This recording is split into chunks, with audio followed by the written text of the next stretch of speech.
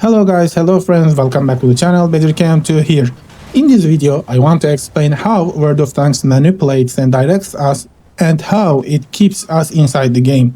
Because I believe this is not just a simple game design, but a highly sophisticated sales and retention strategy based on behavioral psychology and psychology. But first, let me say this. In my previous video, I explained how dangerous the RS line was and how it was breaking the game. I think wargaming has heard us. Of course, not me personally, but they must have heard all the players who were uncomfortable with the situation, because a massive nerf is coming to that line. Let's see how it turns out, because it's truly surprising that they are abandoning such an interesting change in such a short time. Doesn't the game have a direction, a balance, a foundation, that you can change an entire tank line this drastically in just 1 month? If this tank line was really that powerful, how did they not notice it in the first place? Now you are bringing a massive nerf. Or maybe this nerf is not actually that massive. We will see all of these over time. But as I said today, I want to explain this. How World of Tanks keeps us playing, how it makes us buy tanks, and how the tanks we buy gradually lose their value. So, first of all, World of Tanks is not just a tank game, my friends. This game is also an economic model, a psychological model, and a system for directing human behavior. We entered the game to drive tanks, but what is actually expected from us is not just to drive tanks.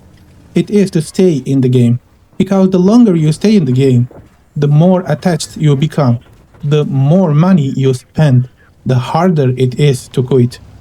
This system is not designed to make you happy. It is designed to keep you inside the system.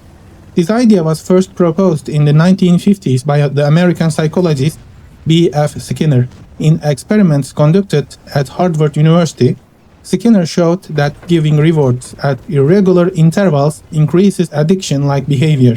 So sometimes you win, sometimes you lose, but you never know when you will win, and this uncertainty constantly. So the problem is dopamine loop. Remember when you first started playing, you keep winning, you keep leveling up, you keep unlocking things. The game almost tells you, look how good you are. Everything is so easy. But in reality, you are not winning because you are so good. You are winning because the game is deliberately designed to make you feel good, especially during the first several thousand battles. Then, slowly, matches become harder, teams feel more unbalanced, you start failing to penetrate armors, you start running out of credits. But your brain remembers this. It used to be good. I played well yesterday, last month, last year. I'll try a different tank, just one more match. This is related to the reward extraction mechanism described by Nobel Prize winning psychologist Daniel Kahneman. The human brain releases more dopamine while expecting a reward than when actually receiving it. You have played for 200 hours. You have unlocked 4 tier 8 tanks. You bought 1 premium tank. And your brain tells you, is all this effort going to be wasted? And this is, in psychology, called the sunk cost fallacy. This concept has been studied by economists and psychologists at Stanford University. People do not want to abandon something they have invested time or money in, even if they no longer enjoy it. So in reality, you keep doing something you no longer enjoy, because there is no end in this game, so you just continue to play, just because you cannot let it go. And sometimes, game gives you small rewards.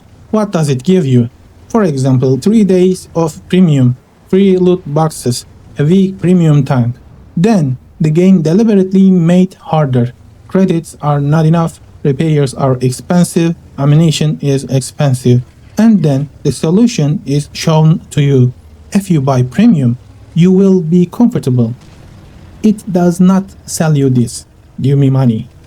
it sells you this. Save some time. In marketing literature, this method is known as selling convenience. And roughly speaking, players are 30% free-to-play, 65% occasional spenders, and 5% heavy spenders. You know, the whales. The game is mainly designed for that 5% whales. We are not the customers of the game, we are the product. So that 5%, that 5% called whales can enjoy themselves.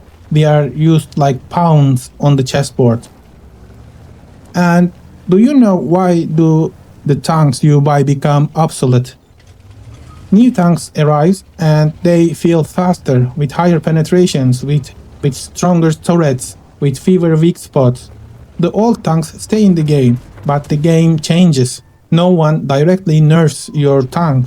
They just put something stronger next to it.